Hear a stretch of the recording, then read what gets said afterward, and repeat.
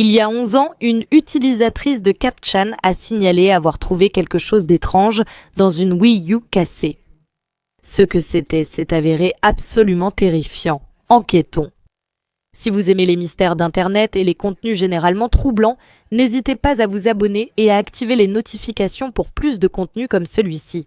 Si vous souhaitez soutenir la chaîne, vous pouvez devenir membre Ko-fi ou membre de la chaîne pour accéder à des vidéos non coupées et à d'autres avantages.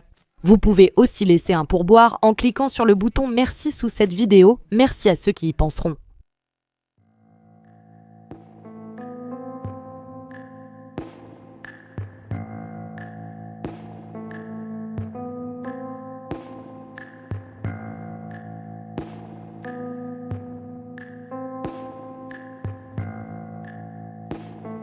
En décembre 2013, un utilisateur de 4chan a posté sur le forum jeux vidéo une photo ressemblant à un morceau de merde avec la légende suivante.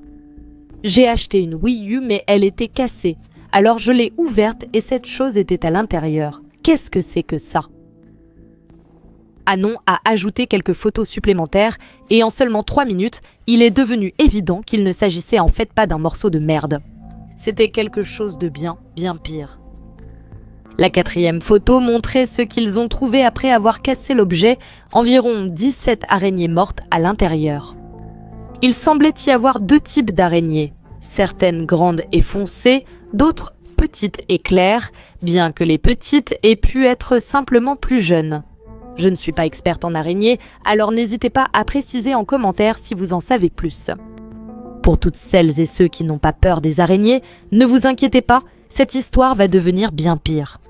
Mais en tant que personne qui souffre d'arachnophobie, c'est tellement grave que j'ai évité le salon et suis restée 3 mois enfermée dans ma chambre à cause d'une araignée de taille moyenne en bas. Je serais déjà en train de faire des plans pour déménager si je trouvais ça.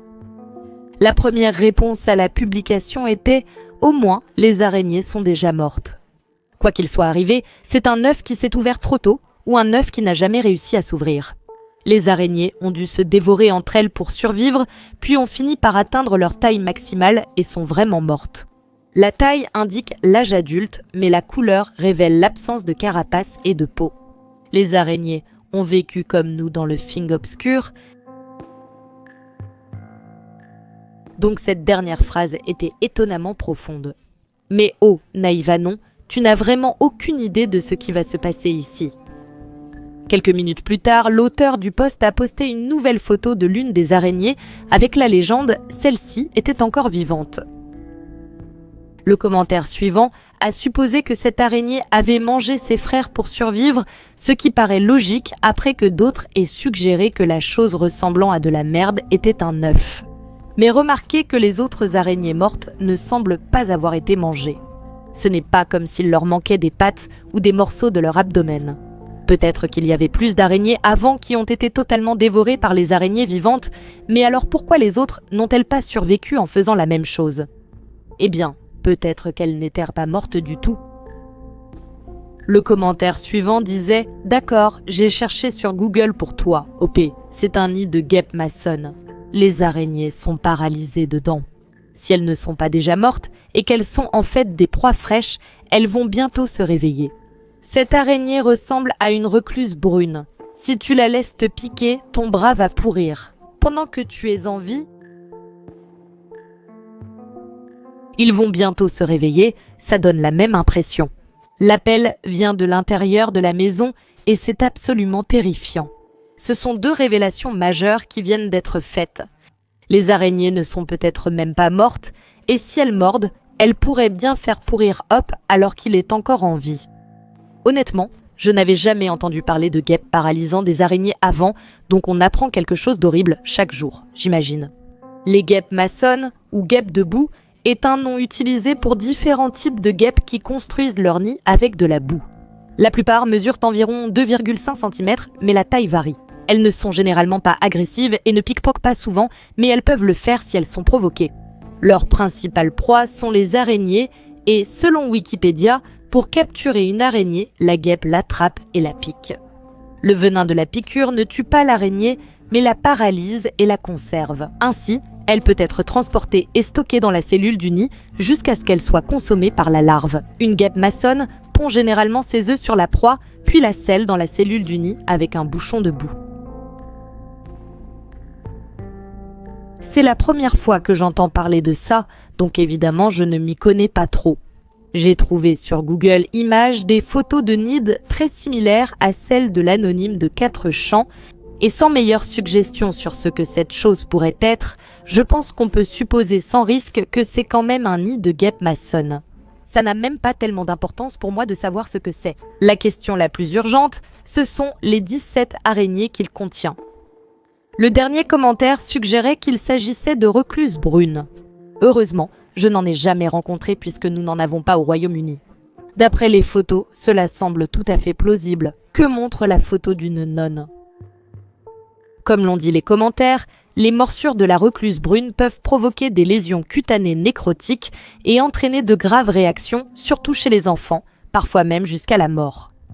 Heureusement, contrairement à la croyance populaire, ce n'est pas courant, et la majorité des morsures guérissent sans traitement et ne causent pas d'autres problèmes. Les araignées se trouvent généralement uniquement dans le sud et le centre des États-Unis, donc si vous vivez en dehors de ces régions, il est très peu probable que vous en croisiez une un jour. Cependant, il n'est pas impossible qu'une araignée occasionnelle se retrouve dans d'autres pays lorsqu'elle est transportée avec des marchandises. Ou, dans ce cas, dans un nid de guêpe maçonne à l'intérieur d'une Wii U. La majorité des utilisateurs de 4chan étant américains, il est probable qu'Anon vienne d'une région où vivent des recluses brunes. Comme je l'ai dit, s'il a été mordu, il est peu probable qu'il ait de gros problèmes comme la peau qui pourrit. Mais je ne voudrais vraiment pas tenter ma chance avec environ 17 d'entre elles. Apparemment, seulement 10% des morsures nécessitent une intervention médicale. Peut-être avez-vous 90% de chances d'aller bien après une morsure, mais j'ignore si cela vaut pour plusieurs morsures de différentes araignées. Si Anon n'a pas vu les commentaires l'avertissant de la gravité de la situation, ils pourraient tous se réveiller et errer dans sa maison. Cela ressemble franchement à un cauchemar. Il y avait un autre commentaire sur la publication qui laissait entendre que les araignées pourraient en fait être des recluses chiliennes qui sont bien plus dangereuses. Wikipédia fournit un très bon résumé des risques liés à une morsure de l'une de ces araignées. Je cite. La maladie peut aller d'une simple morsure avec une légère irritation de la peau à une nécrose cutanée sévère appelée luxocylisme cutané jusqu'à un syndrome moins fréquent dans 10 à 15% des cas, une maladie systémique appelée luxocylisme viscéro-cutané car elle touche les organes internes. Le luxocylisme cutané résulte de morsures graves, provoquant un ulcère cutané nécrosant dans environ 50% des cas. Avec destruction des tissus mous, la guérison peut prendre des mois, voire rarement des années, laissant de profondes cicatrices. Les tissus endommagés deviennent gangréneux, noircissent et finissent par se détacher. Au début, il peut n'y avoir aucune douleur après une morsure, mais avec le temps, la plaie peut atteindre jusqu'à 25 cm de diamètre. Dans les cas extrêmes, les morsures sont ressenties immédiatement, mais les dommages visibles peuvent mettre jusqu'à 7 heures à apparaître. Des effets systémiques plus graves peuvent survenir avant ce délai, car le venin, quel qu'il soit, se propage dans tout le corps en quelques minutes.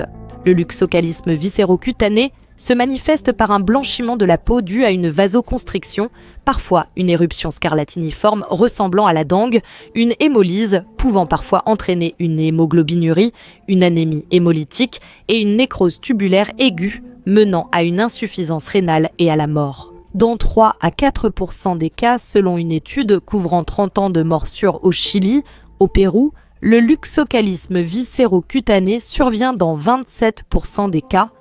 Au Chili, il survient dans 15% des cas et dans l'état de Santa Catarina au Brésil, il survient dans 13% des cas.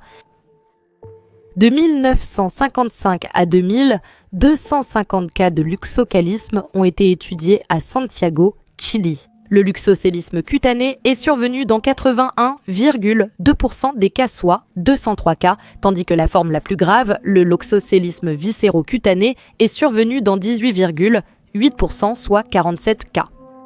Sur 47 cas de luxocalisme viscéro-cutané, 9 décès ont été recensés, soit une mortalité de 19,1%. Pour l'amour de Dieu, j'espère vraiment qu'il ne vit pas en Amérique du Sud.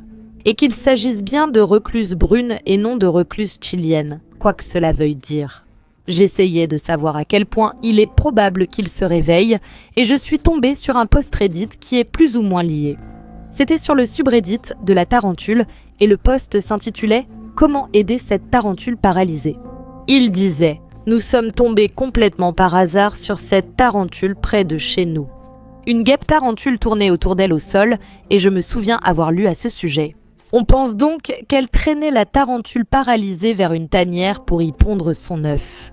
J'ai une peur bleue des araignées, mais je me suis beaucoup attachée aux tarentules qu'on trouve autour de notre jardin et de notre maison. Nous avons tué la guêpe et ramené la tarentule à l'intérieur dans une boîte. Je ne sais pas combien de temps elle restera paralysée, ni si nous pouvons faire quoi que ce soit pour l'aider. Aussi, de quelle espèce s'agit-il ? Nous en avons eu une chez nous l'autre jour. Elles sont différentes des bleues péruviennes que nous avons trouvées auparavant. Merci pour tous vos conseils. Oh, nous sommes dans les Andes du Pérou, à 3000 mètres d'altitude. J'admire vraiment l'autrice pour avoir peur des araignées mais vouloir quand même l'aider. Je pense que je serais aussi effrayée qu'elle. Je n'aime pas tuer des êtres vivants et je déteste les voir souffrir, même les araignées. Donc je devrais trouver un moyen de m'en occuper. Mais j'aurais quand même beaucoup de mal. C'est un peu une situation différente, car cette araignée n'a pas été emmenée dans un nid, mais elle a quand même été paralysée par une piqûre. Les commentateurs ont donné quelques suggestions sur la façon dont l'auteur peut s'occuper de l'araignée nommée Bluey, et ils ont publié quelques mises à jour depuis. 4 mois plus tard, elle avait fait quelques progrès et commençait à bouger un peu. Elle semblait apprécier sa vie d'animal à besoins particuliers et choisir de ne pas marcher normalement. Donc Hop ne voulait pas la relâcher dans la nature, c'est ainsi qu'Hop percevait son comportement de toute façon, ce qui est honnêtement plutôt mignon. Auteur du post savait pourtant qu'elle n'était pas du tout prête à partir. Et comme ils allaient quitter le Pérou dans quelques mois, ils espéraient qu'un autre utilisateur de Reddit pourrait accueillir Bluey. Il y a environ 3 semaines, auteur du post a publié une autre mise à jour indiquant qu'elle commençait à se déplacer dans son habitat et qu'elle se rétablissait toujours, mais bougeait davantage. Je ne sais pas si l'histoire de Bluey s'applique ici. Comme je l'ai dit, ce sont des circonstances assez différentes, totalement différentes. Des araignées piquées par diverses guêpes, mais je n'ai trouvé peu d'informations sur des recluses brunes récupérant après une paralysie dans un nid de guêpes maçonnes. Pour les araignées en général, il semble que ce soit tout à fait possible. Mais elles ne vont probablement pas simplement se réveiller et commencer soudainement à courir partout comme si de rien n'était. Il leur faudrait probablement un certain temps pour se rétablir complètement. Espérons que notre nom lise les commentaires et agisse avant qu'il ne soit trop tard. L'un des derniers commentaires disait « Les gars, si auteur du post avait ça dans sa Wii U, ce n'est pas juste l'un d'eux. Et si un employé avait caché un de ces objets dans toutes les Wii U, dans le magasin où va auteur du post, personne ne sait où auteur du post habite sur Terre. Mais tu pourrais très bien vivre juste à côté de lui et acheter une Wii U dans le même magasin que lui. Imagine un peu, tu pourrais acheter une Wii U avec l'une des mêmes choses que auteur du post possède. Au début, je me demandais comment et pourquoi un employé ou n'importe qui mettrait ce nid de guêpe maçonne dans une Wii U. Et ça me paraissait un peu ridicule qu'il puisse y en avoir d'autres. Plus j'y réfléchis, moins je comprends comment le nid aurait pu finir dans une Wii U sans que quelqu'un l'y mette. Donc ce n'est peut-être pas impossible qu'il y ait eu d'autres Wii U contenant de telles horreurs. Cette histoire se termine sur un suspense, laissant penser qu'il pourrait exister d'autres nids similaires ailleurs. Mais le dernier commentaire d'Anon était « Hop ici, il n'était pas mort » et ils ont commencé à bouger. Je suis sortie en courant et j'ai appelé l'exterminateur. Je poste depuis mon portable. Comme déjà établi, il est peu probable que les araignées aient retrouvé leur mobilité aussi vite. Cela pourrait même prendre des semaines ou des mois, mais Anon a probablement fait ce qu'il fallait. Mieux vaut prévenir que guérir. Je n'ai pas trouvé d'autres informations depuis, je suppose qu'elles ont survécu. Mais je ne pense pas que je voudrais jamais retourner chez moi après ça. Il y avait eu tellement d'araignées là-bas. Ce message a circulé en ligne à plusieurs reprises depuis sa première apparition sur 4chan. Certains ont affirmé qu'il était faux, en renvoyant à une publication Reddit avec les mêmes photos où l'auteur dit avoir trouvé ce nid dans sa cuisine. Cependant, cette publication date en réalité de quelques mois après celle de Kardashian et je n'ai pas pu trouver ces photos publiées ailleurs avant le post de Kardashian en décembre 2013. Bien sûr, il est possible qu'Anon ait trouvé ces photos ailleurs sur un site qui a depuis été supprimé. Mais dans tous les cas, les photos elles-mêmes semblent réelles, même si l'histoire qui les accompagne est inventée. Quelqu'un, quelque part, a trouvé ce nid, l'a ouvert et a découvert 17 araignées potentiellement dangereuses qui étaient peut-être simplement paralysées et non mortes. Et c'est toujours absolument terrifiant, peu importe comment ils sont tombés dessus.